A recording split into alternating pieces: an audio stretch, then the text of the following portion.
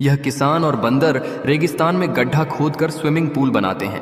किसान बहुत मेहनत करता है तो बंदर भी बहुत मेहनत से दूर दूर से पानी लेकर आता है। दोनों मिलकर स्विमिंग पूल को पानी से भर देते हैं। अब किसान रोज उसमें नहाता है, लेकिन बहुत धूप के कारण स्विमिंग पूल का सारा पानी सूख जाता है। तो किसान गुस्सा हो जाता है, बंदर को पटक देता है। बंदर देख कर डर के मारे ट्रक भर के कूलर ले आता है और सारे कूलर चलाता है, लेकिन फिर भी गर्मी कम नहीं होती तो किसान रोने लगता है। फिर भी किसी ने लाइक सब्सक्राइब नहीं किया।